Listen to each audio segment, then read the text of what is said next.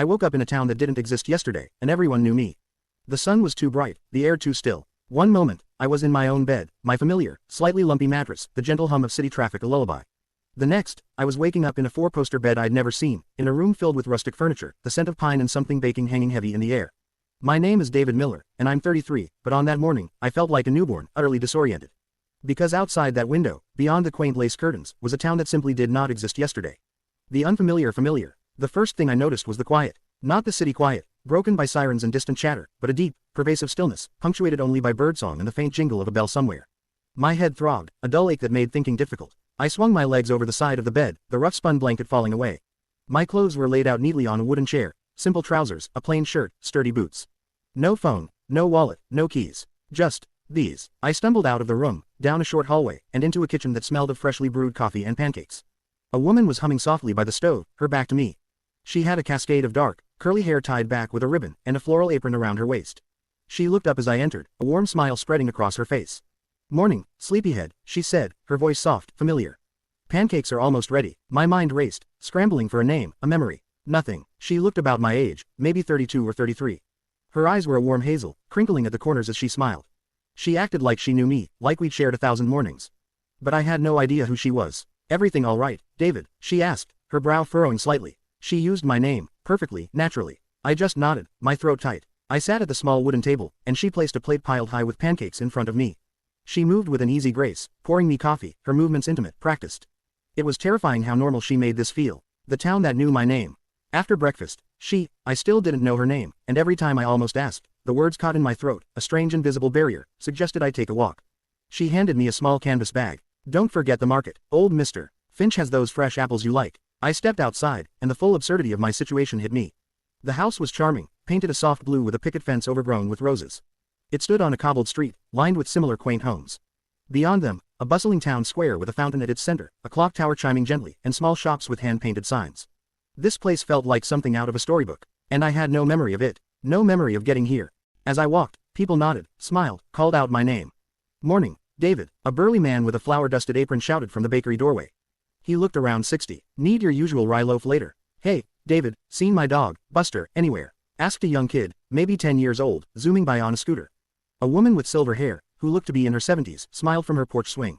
"Lovely day, isn't it, dear?" she said, her voice warm, like a favorite aunt's. They all knew me, every single one of them. But their faces were blank slates to me, no flicker of recognition, no spark of connection in my mind. It was like I was walking through a play, and everyone else knew their lines, but I'd missed rehearsal. I found the market. It was a lively place, overflowing with fresh produce, handmade crafts, and the chatter of people. I spotted an old man with a weathered face and twinkling eyes behind a stall piled high with apples. He looked about 80. This had to be Mr. Finch. "Ah, David, knew you'd be here for these beauties," he said, handing me a crisp, red apple. "Just picked him this morning." He didn't ask for money. Nobody did, anywhere. It was like I was a trusted regular, my tab settled, my place secure. The unspoken rule. As the day wore on, I noticed something else. Whenever I tried to subtly ask about my past, about where I came from, about yesterday, people would gently, but firmly, redirect the conversation. I tried with the woman from the house. "So, have we known each other long?" I asked casually over dinner. She paused, a gentle smile on her face. "Long enough, David, you're home." She then changed the subject, asking me about my walk. It was almost imperceptible, but it was there. A wall, erected with kindness. Later, I tried with the baker, the burly man I now knew was Thomas, who was about 60. "This town, it's beautiful. I don't remember much about before here." Thomas chuckled, wiping his hands on his apron. "No need to worry about that, David. Just focus on today, and what a fine day it is."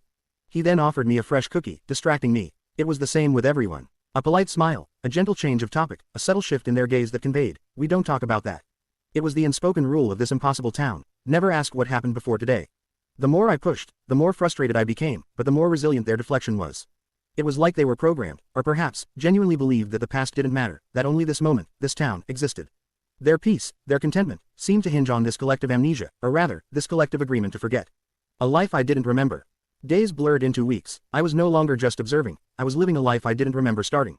The woman from the house, I learned, was Eleanor. She was my wife. That's what everyone said. That's what our shared bedroom, the easy intimacy of our routines, silently confirmed. She was kind, patient, and seemed genuinely happy with me. She'd talk about our garden, our favorite spot by the river, our plans for the upcoming town festival. And I'd nod along, my mind a blank, fabricating responses as best I could, trying to appear normal. I had a job, too. I was the town carpenter. My workshop was behind the house, filled with tools that felt foreign in my hands, yet my movements seemed to know what they were doing. Old Martha, the town seamstress, around 75, would bring me broken furniture to fix. The mayor, Arthur, a stern but fair man in his early 70s, commissioned me to repair the town hall's broken clock. I built things, repaired things, and my hands seemed to remember the craft, even if my mind didn't. I met other characters who were apparently integral to my life. Dr. Evelyn Reed, the town doctor, a sharp-witted woman in her late 50s, would always greet me with a knowing smile, as if privy to all my aches and pains, past and present. Samuel, the grumpy but talented blacksmith, around 60, and I supposedly had a long-standing rivalry over who could make the sturdiest fence. Everyone fit perfectly into this tapestry, a life I was woven into, thread by invisible thread. I tried to find ways out. The town was nestled in a valley, surrounded by dense forest. I walked the outskirts, searching for roads, trails, anything that looked like an exit. But the forest was impossibly thick, the trees growing so close together they formed an impenetrable wall. It was like the town was a bubble, suspended in nothingness, disconnected from any world I knew. There were no power lines leading in, no radio signals, no cell service, nothing that connected this place to anything beyond its borders.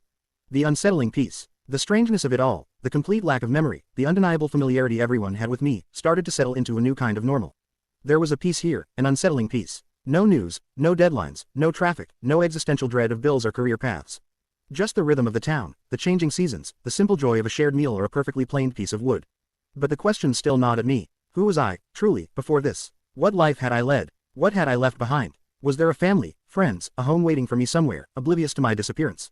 The lack of answers was a constant, dull ache beneath the surface of this idyllic existence. Sometimes, late at night, I would stand by the window, looking out at the silent, moonlit town. Eleanor would sometimes join me, her arm sliding around my waist. She never asked what I was thinking. She just stood there, a comforting presence. I'd look at her, at the woman who was supposedly my wife, and feel a strange mix of affection and profound sadness. She was so real, so good, and yet she was part of this elaborate lie, or perhaps, this elaborate truth I couldn't access. I tried to piece together clues. Little things people would say. Thomas, the baker, once mentioned, that time you almost burned down the old mill, but when I pressed him, he just laughed it off as an old joke. Eleanor once spoke of our wedding day, but her description was vague, no specific details I could cling to. It was like the memories they shared with me were collective echoes, not distinct personal recollections. The rule's shadow. The unspoken rule cast a long shadow. It wasn't just about not asking. It felt like a fundamental aspect of the town's existence. Anyone who seemed to dwell too much on, before, seemed off. I saw it once with old Agnes, the flower seller, a sweet woman in her late 60s. She started murmuring about a city, about tall buildings, her eyes distant, unfocused. The others around her quickly ushered her away, their smiles fixed, their voices too cheerful as they redirected her to arranging a new bouquet. It was a subtle, chilling display of the town's silent enforcement. I started to wonder if I had broken the rule before, if that was why I had no memory. Was this a punishment, a reset, or was it a choice I had made, a bargain struck to escape a past I desperately wanted to forget? The thought sent a cold shiver down my spine. My skills as a carpenter grew more natural. I began to anticipate Eleanor's needs, to read the unspoken language of the town. I laughed at their jokes, participated in their festivals, sang their songs. I became David Miller, the carpenter, the husband of Eleanor, the resident of this town that didn't exist yesterday. But a part of me, a small, stubborn part, clung to the sliver of memory, the echo of city traffic, the feel of my old mattress. One evening, I found a small, tarnished silver locket on my workshop floor, tucked under a loose floorboard. It wasn't mine, I'd never seen it, but as I opened it, a faint, almost invisible photograph inside revealed itself. A blurry image of a young man, probably in his early 20s, standing in front of a distinctly modern skyscraper. He looked vaguely familiar, a ghost of a resemblance to my current self. My heart hammered. Was this me? Was this the before? The locket was quickly, too quickly, discovered by Eleanor when she came to bring me tea. She simply smiled, took it from my hand, and gently placed it in a drawer, her gaze unwavering. Some things are best left as they are, David, she murmured, and the conversation shifted, smoothly, effortlessly, as always. The locket's brief appearance, then its disappearance, solidified my understanding. This town was a carefully constructed reality, and my past, whatever it held, was not welcome here. The end of my yesterday. I still wake up every morning in that four-poster bed, the scent of pine and something baking in the air. Eleanor is always there, humming by the stove, her smile warm. I go to my workshop, fix furniture, build new things. I walk through the town square, greeted by smiling faces that know my name, but whose names I had to learn anew. The questions have faded, mostly, replaced by a dull acceptance. I've stopped trying to find a way out, stopped trying to remember. It's futile. This is my life now. This town, with its impossible existence, its unspoken rule, its deep, unsettling peace. Sometimes, a flicker, a scent, a sound will trigger a momentary flash, a fleeting image of a bustling street, a stranger's face, a fragment of a song. But it's gone as quickly as it comes, like smoke in the wind. This town has no roads out, and everyone knows me. And I've learned to live with the silence of my yesterday. The quiet hum of this place has replaced the city traffic. The scent of pine has replaced the exhaust fumes. And the faces that greet me, though once unfamiliar, have become my world. I am David Miller, the carpenter, the husband, the man who lives in the town that didn't exist yesterday. And I no longer ask why.